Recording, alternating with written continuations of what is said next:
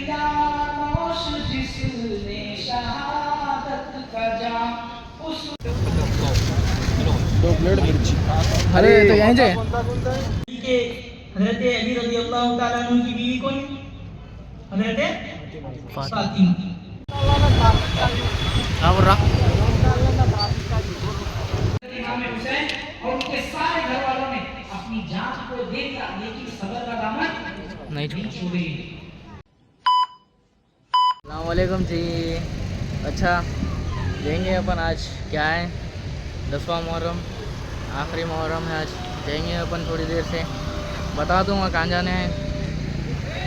जलसे में जाना है अपने को, जलसे में जाएंगे और करबला का किस्सा सुनेंगे कि क्या हुआ था करबला में, ठीक है। इमाम हुसैन को कैसा शहीद किया गया था, तो सब सुनेंगे, जाके देखेंगे।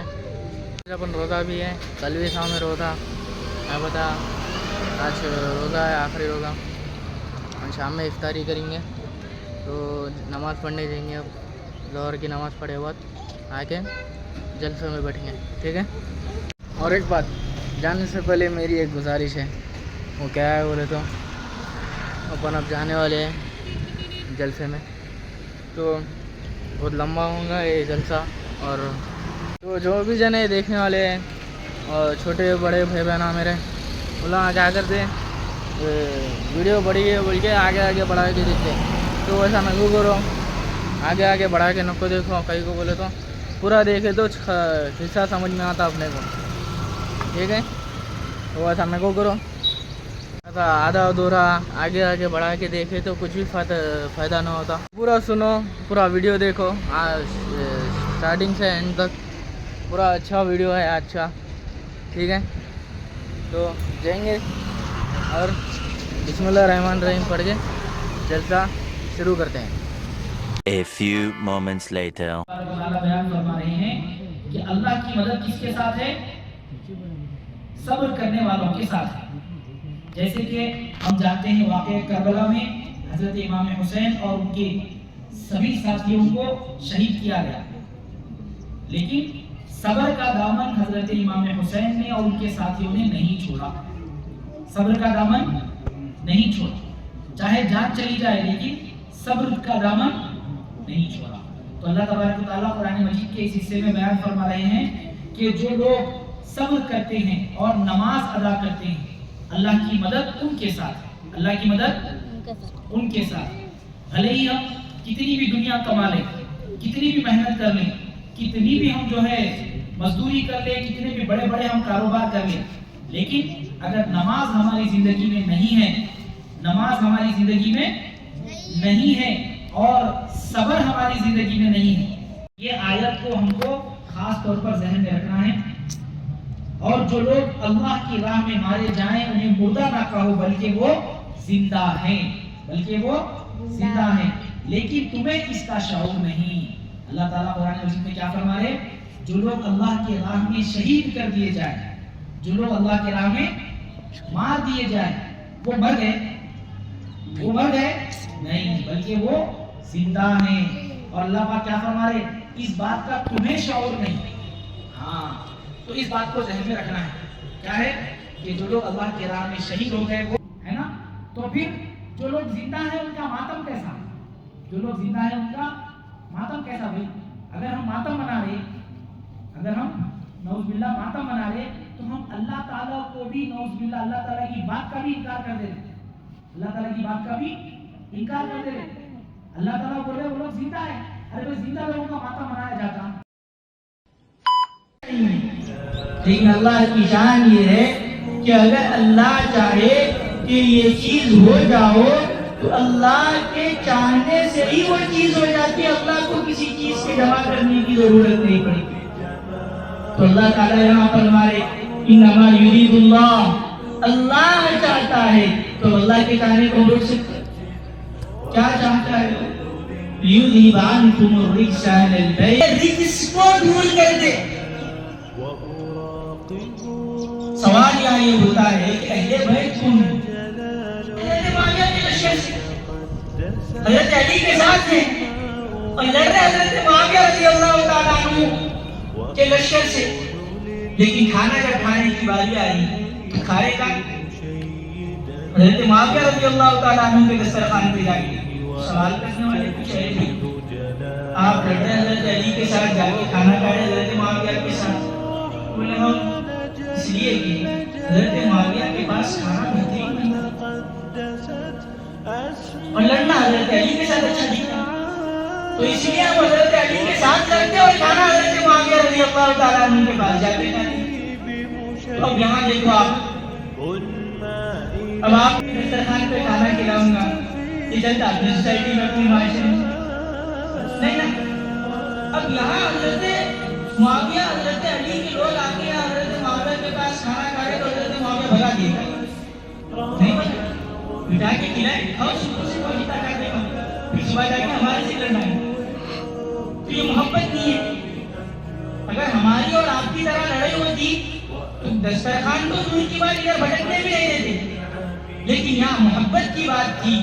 اس لیے بادشاہ حضرت معاویہ کو خط لکھا کہ اے معاویہ اگر آپ چاہے تو میں لشکر لے کر آؤں اور علی کی لشکر پر چڑھائی کر دوں اور علی کو ختم کر دوں. تو آپ یہاں دیکھیے کہ حضرت معاویہ رضی اللہ تعالیٰ عنہ نے کیا جواب دیا. تاریخ کے الفاظ میں بخاری شریف کے اندر لکھا ہوا ہے کہ حضرت معاویہ نے فرمایا یا ایھا الکلاب الرومی, اے رومی کتے, اے رومی کتے, اگر تم علی کی لشکر کی طرف آنکھ اٹھا کر بھی دیکھو گے تو علی کے لشکر سے میں پہلا سپاہی ہوں گا جو تجھ سے لڑوں گا اور تیری آنکھ کھولوں گا. اگر دشمنی تھی تو حضرت معاویہ روم کے بادشاہ کو کیا بولتے تھے نہیں بولتے تھے. اور ایک دیکھیے حضرت علی ایک طرف حضرت عائشہ جن کے جمل دونوں میں لڑائی ہوئی, حضرت عائشہ میں لڑائی ہوئی, حضرت علی میں لڑائی ہوئی. اب آپ رشتے کے حساب سے دیکھیے حضرت عائشہ حضرت علی کے کون ہوئی. حضرت علی کی بیوی اور حضرت علی کی زوجہ محترمہ کا نام کیا ہے؟ حضرت فاطمہ. اور حضرت فاطمہ اللہ کے نبی کے کون ہوئے؟ بیٹی. حضرت عائشہ اللہ کے نبی کے کون ہے؟ حضرت عائشہ اللہ کے نبی کے کون ہے؟ بیوی ہے نا. حضرت فاطمہ بیٹی, حضرت عائشہ اللہ کے نبی کی بیوی. تو کس حساب سے اگر ہم دیکھیں تو حضرت علی کے حضرت عائشہ کیا بنے؟ ساس. حضرت علی کے حضرت عائشہ ساس بنے. تو حضرت علی اور حضرت عائشہ یعنی ساس میں اور داماد میں لڑائی ہوئی.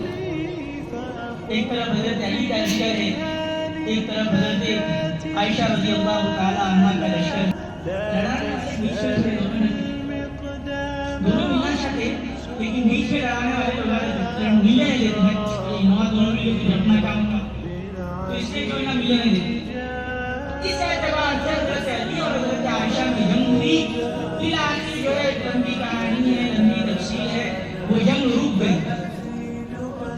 جنگ رکی تو حضرت علی فوراً حضرت عائشہ کے پاس گئے اور جا کر کے بولے اماں جان ہم آپ سے معافی چاہتے ہیں کہ یہ جنگ ہوئی غلط فہمی کی وجہ سے ہوئی, میں تو لڑنا نہیں چاہتی.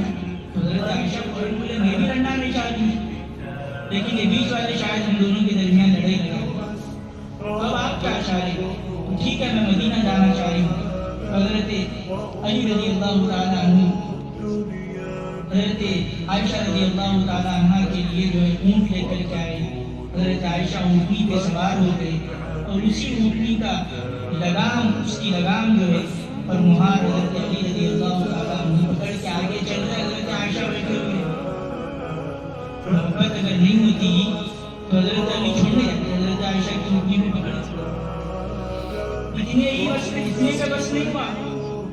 حضرت عائشہ رضی اللہ تعالیٰ عنہ اعلان کرے کہ لشکر والوں سنو, میری اور علی کے درمیان کوئی دشمنی نہیں ہے.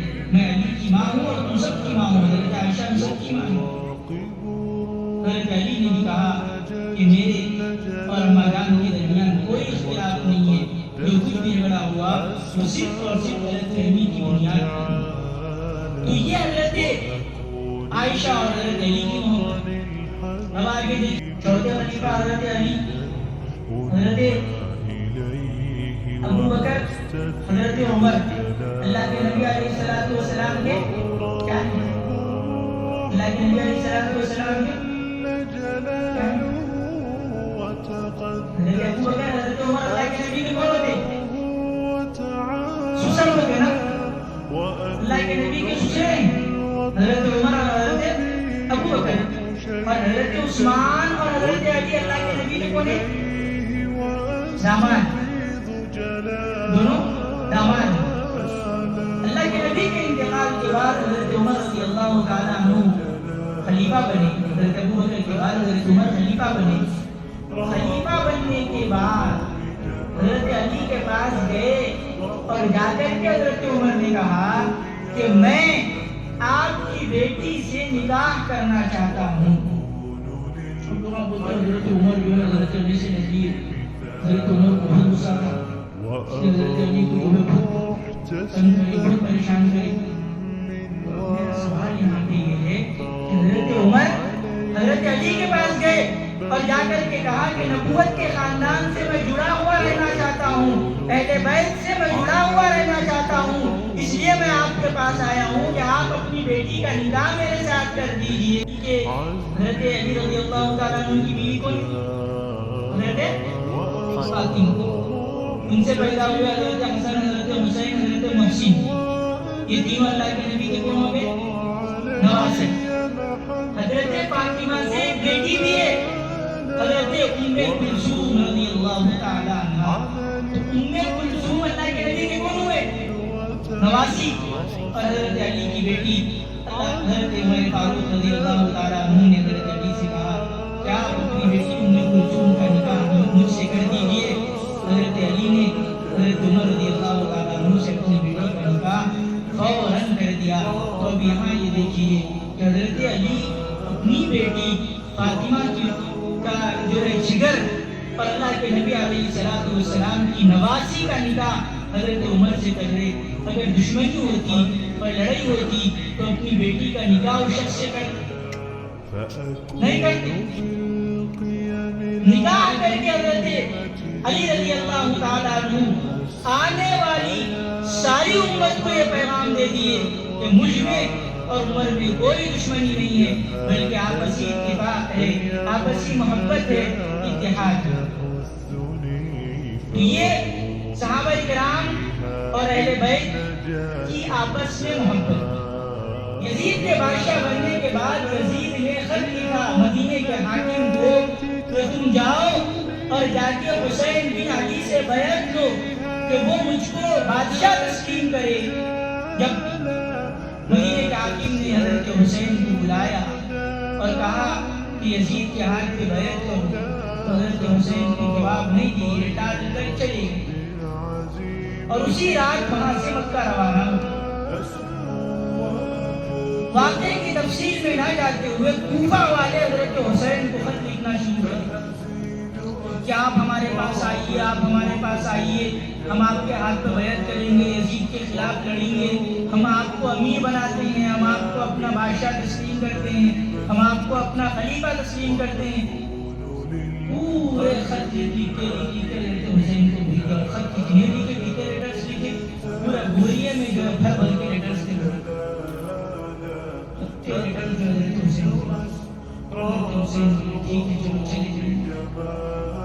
صحابہ کرام روکے کہ نہیں جانا، حضرت عبداللہ بن عباس آئے نہیں جانا، حضرت عبداللہ بن عمر آئے نہیں جانا، اس لیے کہ آپ کے والد صاحب کو شہید کرنے والے یہ کوفہ والے ہی ہیں، حضرت علی کو شہید کرنے والے کوفہ والے ہیں۔ تو اگر آپ جائیں گے تو آپ کے ساتھ بھی وہی سلوک کریں گے، لیکن اللہ کی جو مرضی ہوتی ہے اور اللہ جو چاہتا ہے وہی ہو کے رہتا ہے۔ اللہ کے چاہنے کے بعد ہم اور آپ کے جانے سے کچھ نہیں ہوتا۔ اللہ کے نبی علیہ السلام نے پہلے فرما دیا تھا کہ میرا یہ نواسہ شہید ہوگا۔ حضرت حسین رضی اللہ تعالیٰ عنہ وہاں سے نکلے اور نکل کے کوفہ کی طرف روانہ ہو گئے۔ مقام قادسیہ پہ پہنچے، تفصیل میں نہ جاتے ہوئے قادسیہ ایک جگہ ہے، وہاں پہ پہنچے۔ حر بن یزید کا لشکر 1000 کا لشکر حضرت حسین رضی اللہ تعالیٰ عنہ کے پاس آیا اور آ کر کے کہا کہ حسین میں تم کو کہیں جانے دینے والا نہیں ہوں. حضرت حسین نے کہا کہ ٹھیک ہے مجھے تم سیدھا سیدھا یزید کے پاس پہنچا دو یا پھر مجھے مدینہ جانے دو, میں واپس مدینہ جانا چاہتا ہوں, یا پھر میرا راستہ چھوڑ دو, میں یہیں کہیں جہاد کے لیے اور اسلام کی سربلندی کے لیے کسی لشکر میں شامل ہو جاؤں گا. ان تین چیزوں میں سے کسی ایک چیز سے کرنے کا اختیار مجھے دے دو. یزید بن یزید نے کہا کہ نہیں, میں تمہیں کہیں جانے نہیں دوں گا. حضرت حسین رضی اللہ تعالیٰ عنہ کا لشکر روک دیا گیا اور حضرت حسین پھر آگے بڑھے اور ایک جگہ پہنچے. ساتھیوں سے پوچھا کہ یہ کون سی جگہ ہے؟ لوگوں نے کہا کہ یہ کرب و بلا اس کا نام ہے. حضرت حسین نے کہا کہ ایسا محسوس ہوتا ہے کہ یہیں آج کرب اور بلا کی صورت پیش آئے.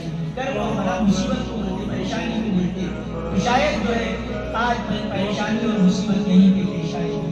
اتفاق سے پھر جو ہے کوفہ کا حاکم عبید اللہ بن زیاد, اس نے عمر بن سعد کو لشکر دے کے بھیجا, 4000 کا لشکر دے کے بھیجا کہ جاؤ اور حسین سے جا کے یزید کے بیعت کے لیے کہو, اگر وہ انکار کر دے تو ان کا سر ختم کر دیں گے. عمر بن سعد آئے, بلکہ آیا اور آ کے حضرت حسین سے کہا کہ اب یا تو آپ یزید کے ہاتھ پہ بیعت کریں گے یا پھر جو آپ جنگ کے لیے تیار ہو جائیں. حضرت حسین نے کہا کہ یزید کی بیعت کی بات تو مت کرو, مجھے یزید تک لے چلو, مجھے دمشق جانے دو, ملک شام جانے دو, میں وہاں جا کے یزید سے بات کروں گا. لیکن لوگوں نے کہا کہ نہیں, اب آپ کو کہیں جانے نہیں. عمر بن سعد نے عبید اللہ بن زیاد کو سچی کہا کہ حضرت حسین یزید کے پاس جانے کے لیے تیار ہو گئے. عبید اللہ بن زیاد نے کہا کہ اچھی بات ہے کہ حضرت حسین جانے کے لیے تیار ہو گئے, چلو وہاں جانے کے بعد جو ہے مسئلہ حل ہو جائے گا. لیکن شمر ذی جوشن بدبخت کا نام ہے, جس نے کہا عبید اللہ بن زیاد سے کہ حسین کو اگر تم یہاں مہلت دے دیے تو بعد میں لشکر لے کے آتے اور آ کر کے پھر تمہارے اوپر چڑھائی کر دیتے, اس لیے تم حسین کو آنے مت دو, قتل کرو. تو عبید اللہ بن زیاد پھر شمر کو لشکر دے کے بھیجے کہ جاؤ اور عمر بن سعد کو امارت سے ہٹا دو, امیر اس کو ہٹا ختم کر دو, تم لشکر کے امیر بنو اور جا کے سیدھا سیدھا حسین سے جنگ کرو. شمر لشکر لے کے پہنچا. 9 تاریخ اس وقت تھی, عاشورہ سے ایک دن پہلے. سیدھا حضرت حسین کے پاس گیا اور جا کر کے کہا کہ میں تم سے جنگ کرنا چاہتا ہوں. حضرت حسین نے کہا کہ اب رات ہونے کو ہے, ایک رات کی مہلت دے دو, کچھ نصیحتیں کرنا ہے, کچھ باتیں بولنا ہے, گھر والوں سے کچھ بولنا ہے, کل صبح جانا ہے. صبح اس وقت اس دن جو ہے جمعے کا دن تھا, آج کے پاس ہفتے کا دن ہے, اتوار کا دن ہے عاشورہ, اس وقت جو ہے عاشورہ اردو تاریخ کے حساب سے جمعے کا دن ہے. اسی دن حضرت حسین رضی اللہ تعالیٰ عنہ کو نانا جان اللہ کے نبی صلی اللہ علیہ وسلم خواب میں آئے اور کہا کہ حسین تمہارا دنیا میں آخری. حضرت حسین خیمے میں تشریف لے گئے اور وہاں جانے کے بعد اپنے گھر والوں سے نصیحت کی کہ میرے شہید ہونے کے بعد تم نوحہ نہیں کرنا, میرے شہید ہونے کے بعد تم ماتم نہیں کرنا, میرے شہید ہونے کے بعد کپڑے نہیں پھاڑنا. اور اپنی بہن زینب سے کہا کہ بہن تم کچھ مت کرنا, تم اگر کرو گی تم کو دیکھ کے دوسری عورتیں بھی کریں گی. حضرت زینب کو تسلی دی. اس کے بعد صبح ہوئی, صبح ہونے کے بعد فجر کی نماز حضرت حسین رضی اللہ تعالیٰ عنہ ادا کرے اور فجر کی نماز کے ساتھ ہی جنگ کا آغاز ہوا. حضرت حسین کے ساتھ 72 ساتھی ہیں, 72, اور ادھر 4000 بلکہ اس سے زیادہ کا بھی لشکر. کہاں 72 کا لشکر اور کہاں 4000 کا لشکر, اندازہ لگا سکتے ہیں. معلوم تھا کہ یہ 72 کے لوگ اور یہ 72 اتنے ایمانی قوت والے ہیں کہ 4000 کیا اس سے زیادہ بھی اگر آگے تو لشکر کم پڑیں گے. تو اس لیے جو ہے ان 72 کے مقابل میں ہزاروں کا لشکر تھا لے کر کے آئے. چاروں طرف لشکر کو تیار کر دیا گیا, سب بندی ہو گئی.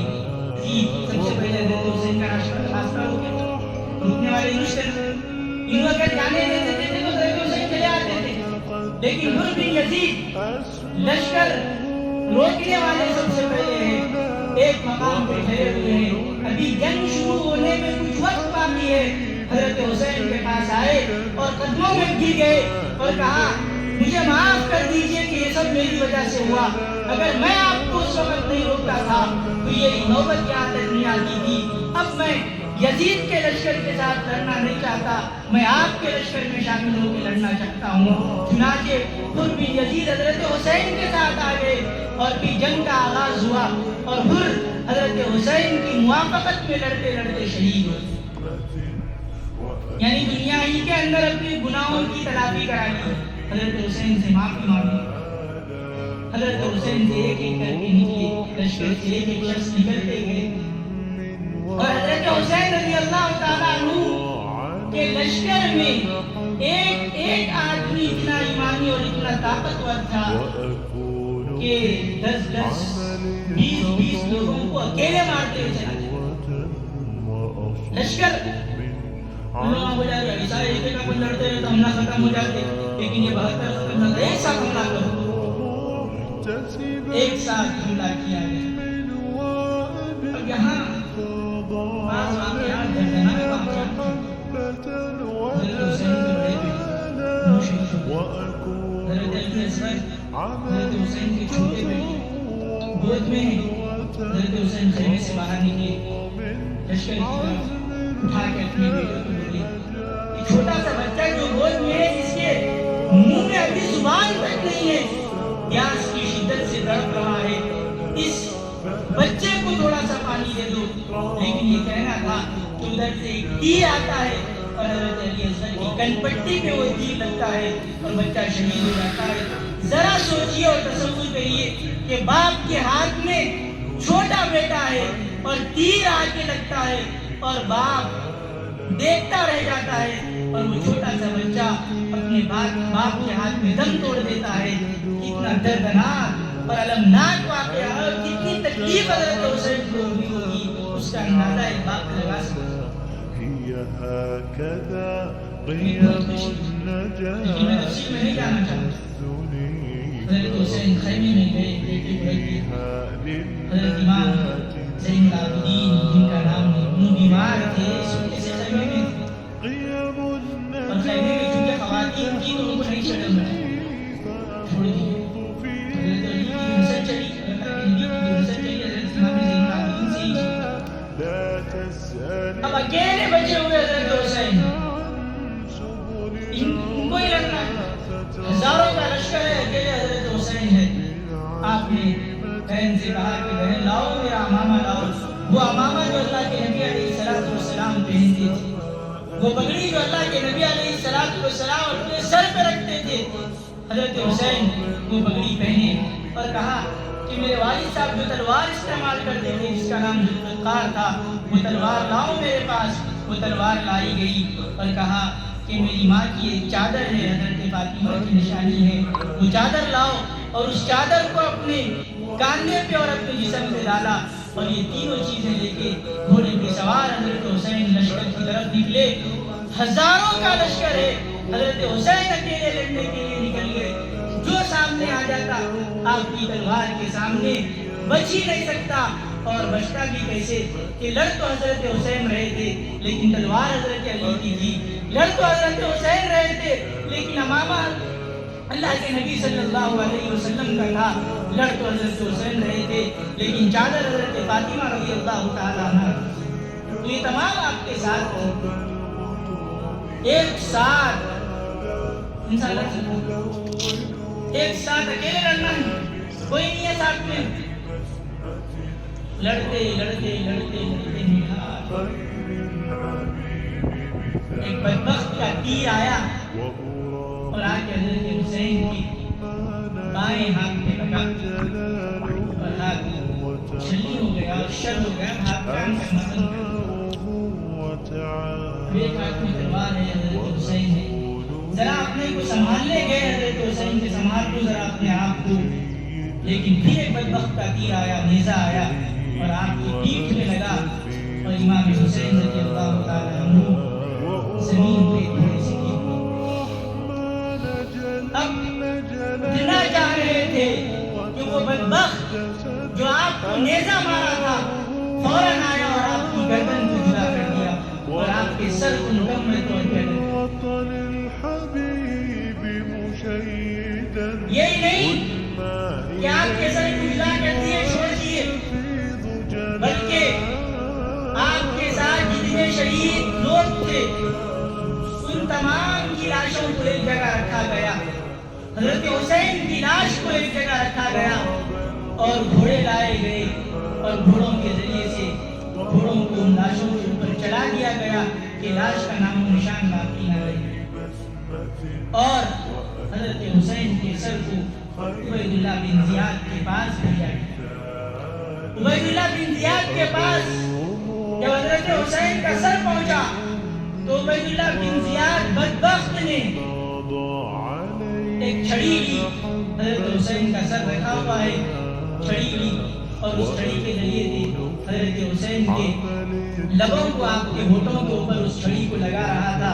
وہاں ایک صحابی بیٹھے ہوئے تھے، بوڑھے ہو گئے تھے، ان سے برداشت نہیں ہوا اور انہوں نے کہا ہے بدبخت ہٹا اپنے اس لکڑی کو، اس چھڑی کو، کس کے ہونٹوں کو آپ جو ہے یہ لکڑی لگا رہا ہے، جانتا ہے یہ کیسے ہونٹ ہیں؟ یہ وہ ہونٹ ہیں جو اللہ کے نبی علیہ السلام کبھی بوسہ لیا کرتے تھے. یہ وہ ہونٹ ہیں جو حضرت علی چوما کرتے تھے. یہ وہ ہونٹ ہیں جن کو حضرت فاطمہ اپنے لبوں سے لگایا کرتی تھی. تیری یہ اوقات نہیں ہے کہ اس پاکیزہ ہونٹ کو تو اپنی چھڑی لگا سکے. اور پھر وہاں سے حضرت حسین رضی اللہ تعالیٰ عنہ کے سر کو یزید کے پاس بھیج دیا گیا. اس لیے آج بھی حضرت حسین کا سر الگ جگہ دفن ہے اور حضرت حسین کا گھر یعنی یہاں سے لے کے یہاں تک کا حصہ الگ جگہ دفن ہے. یہاں سے یہاں تک کربلا کے اندر دفن ہے اور سر جو ہے وہ دمشق کے اندر دفن ہے. یہی وجہ اپنی بات ختم کرنا چاہتا ہوں. حضرت حسین کے سامنے ہزاروں کا لشکر ہے لیکن حضرت حسین ان کے سامنے ڈٹ گئے. چاہتے تو بول دیتے کہ میں یزید کے ہاتھ کو بیعت کرتا ہوں،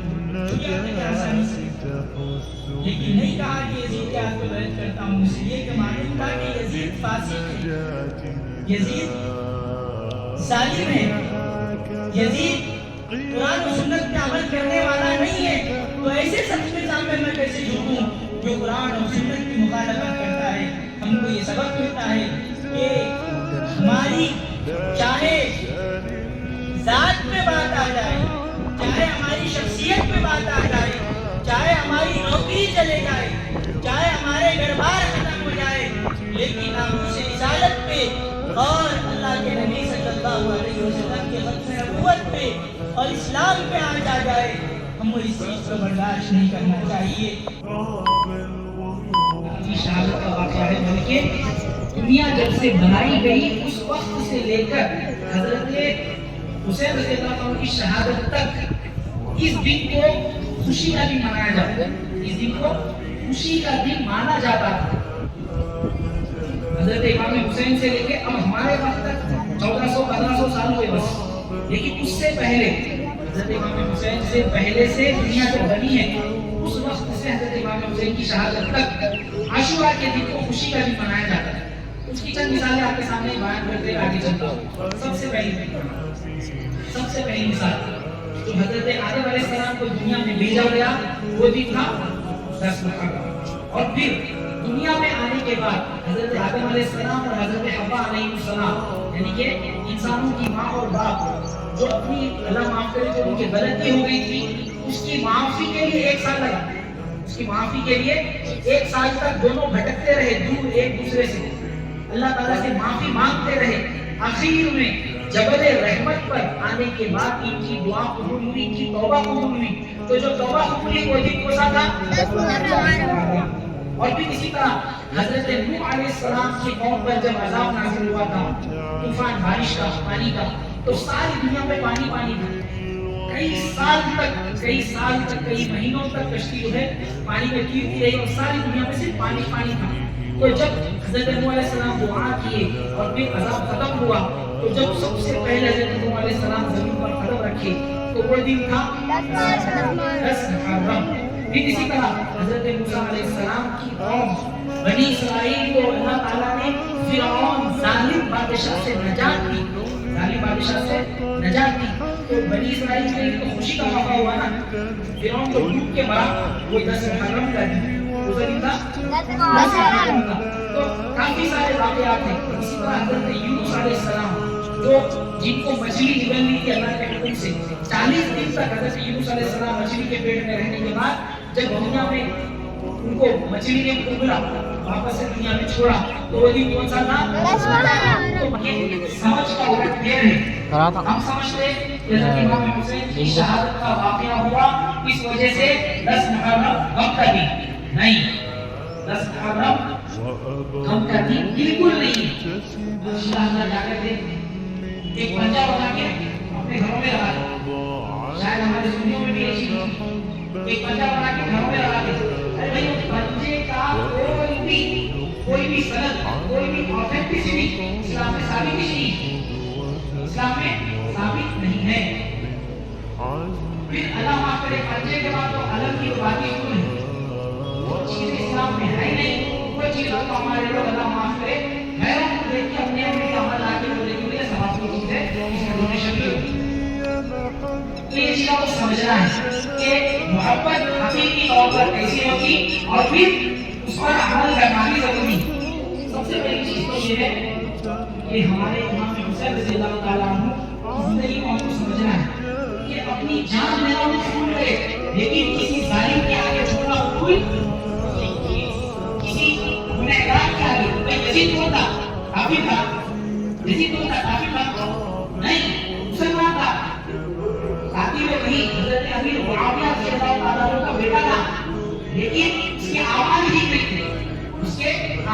نہیں تھے وہ زنا میں مبتلا تھا گناہوں میں مبتلا تھا عیاشی میں مبتلا تھا شراب پیتا تھا اس وجہ سے حضرت امام حسین نے اس کے ہاتھ میں بیعت کرنے سے انکار کیا بس کافر کے ہاتھ میں بیعت کرنے سے انکار نہیں کی سمجھ میں بھی آتی ہے بات اگر کافر کے ہاتھ میں بیعت کرنے سے انکار نہیں لیکن مسلمان رہتے ہوئے اس کے ہاتھ پر بیعت کرنے سے انکار کر دی وجہ کیا تھی کہ وہ گنہگار تھا ہم کو بھی سمجھنا ہے کہ ہم بھی اپنی زندگیوں میں ہمارے دوست کی کو بنا لیں وہ دیکھیں ہم کس کے ساتھ کھڑے بیٹھے یہ دیکھیں محبت کو ہم بھولنا نہیں اپنے رشتوں کو ہم بھولنا نہیں چند پیسوں کی وجہ سے چند معاملات کی وجہ سے ہم جو ہے ارے بڑے بڑے کوئی کیا ہوا اس طرح لیتے اسی محبت کو بھول جا رہے اپنا ادب اور احترام کو بھول جا رہے ہے نا سب سے پہلی چیز تو ہم اگر بڑے ہیں گھر کے تو اختلاف آنے دیتے ہیں اگر اختلاف آ بھی رہا ہے تو اختلاف اپنی جگہ محبت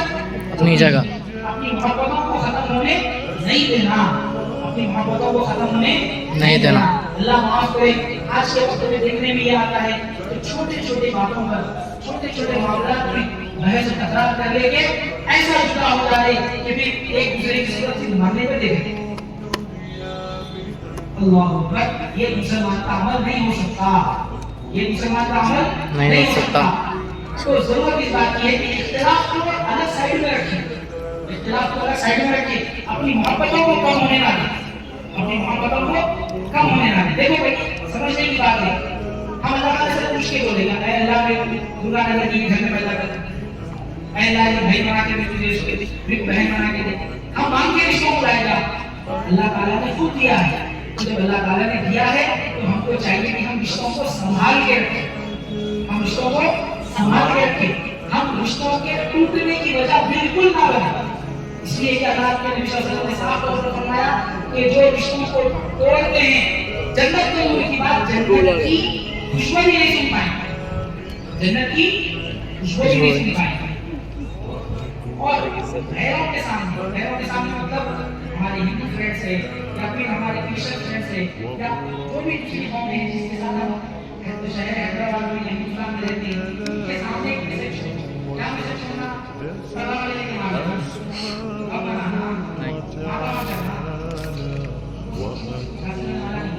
उनके सामने इनसे छोड़ना जरूरी है कि इमाम हुसैन वो शख्स थे जो बाकी के सामने नहीं गलत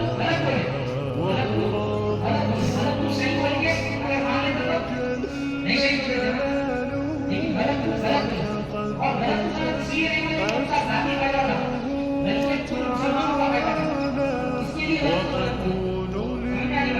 तो गलत बोलना ये हमारे अंदर नहीं आता गलत थोड़ी देर के लिए फ्रेंडशिप में आके नहीं तो मैं अपने सामने भी हम आपको एक एग्जांपल सेट करना है कि हज़रत इमाम हुसैन रज़ियल्लाहु ताला अन्हु ने जो अपनी जान को निछावर किया वो अपने नाना के लाए हुए दीन को बाकी रखने के लिए उन्होंने गलत को गलत कहा है ना तो लास्ट चीज यही है कि हज़रत इमाम हुसैन की शहादत ये बहुत बड़ा अलगनाक वाक़या है लेकिन ये पॉलिटिकल इशू था उसको इस्लाम में दाखिल करने की जरूरत बिल्कुल भी नहीं है ठीक है भाई चलिए बात को खत्म करते हुए आप सभी से गुजारिश करता हूं खड़े हो जाएं इंशाल्लाह सलाम पेश करेंगे और फिर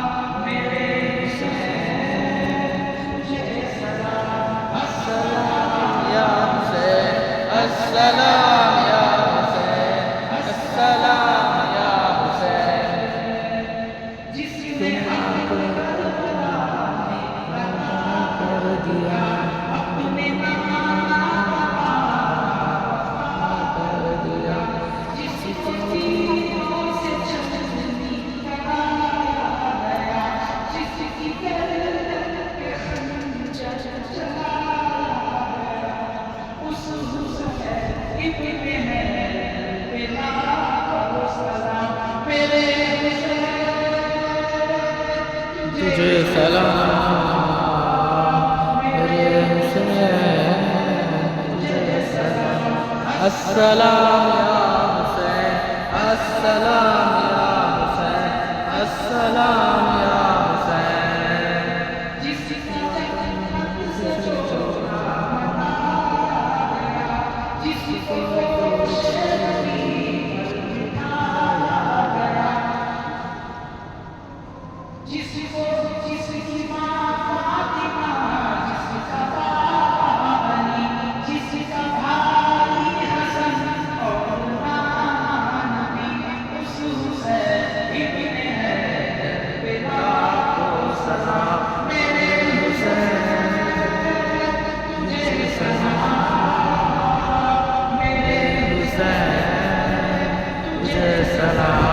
अस्सलाम या हुसैन अस्सलाम या हुसैन अस्सलाम या हुसैन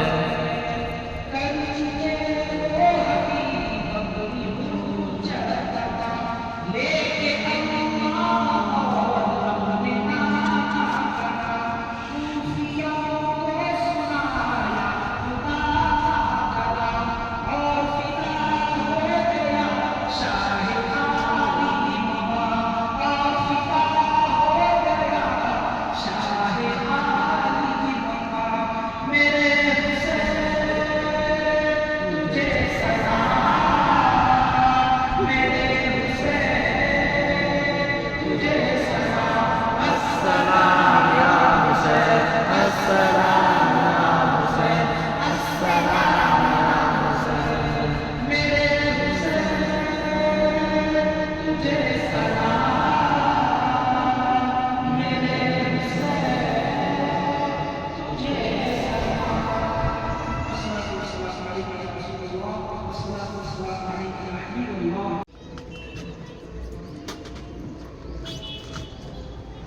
تو گائس الحمدللہ ماشاءاللہ اچھے سے جلسہ ہو گیا آج اپنا.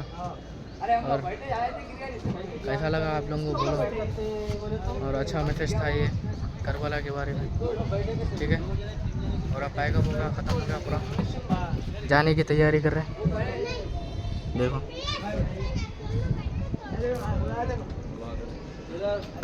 2 hours later. أسمو وأجتاز السماء جلالا فأزيد أسراب الغيوم جمالا وألون الدنيا بأجمل بسمة وأكون للخير العميم مثالا أسمو وأجتاز السماء جلالا فأزيد أسراب الغيوم جمالا وألون الدنيا بأجمل بسمة وأكون للخير العميم مثالا وأراقب الرحمن جل جلاله وتقدست أسماؤه وتعالى وأكون للوطن الحبيب مشيدا أنمى إليه وأستفيض جلالا وأراقب الرحمن 2 hours later. اوکے جی الحمدللہ گائز اپن روزہ کھول لیے اور اچھے سے افطار بھی ہو گیا اپنا. اور سمجھ گئے ہوں گے تم کربلا میں کیا ہوا تھا, تو سمجھ گئے ہوں گے, قصہ پورا سنے ہوں گے. تو جاؤ پورا دیکھو, اگر نہیں دیکھے تو پورا دیکھو تو سمجھ میں آئیں گا پورا. میں پہلے ہی بولا تھا اگر پورا دیکھے تو سمجھ میں آتا, ٹھیک ہے. اچھا جی یہ ولاگ بھی بہت بڑا بن گیا, بہت لمبا بن گیا ولاگ. یہ پہلا ولاگ تھا اتنا بڑا بنا تو یہ ولاگ اچھا دکھا تو لائک کرو, شیئر کرو اور پیارا سے کمنٹ کر دو اور سبسکرائبر بڑھا دو پورے. انشاءاللہ 500 کمپلیٹ کرنی ہے اپن, ٹھیک ہے. اور شکریہ آپ سب کا بھی اتنا محبت دکھا رہے اور مجھے دیکھ رہے, تو ٹھیک ہے. شکریہ میری طرف سے آپ سبھی کو. تو میں سوچا نہیں تھا اتنا بڑا بن جاتا بول کے, پہلی بار بنا اتنا بڑا ولاگ. تو ٹھیک ہے, میرے کو دعا میں یاد رکھو اور تب تک کے لیے السلام علیکم اور اللہ حافظ.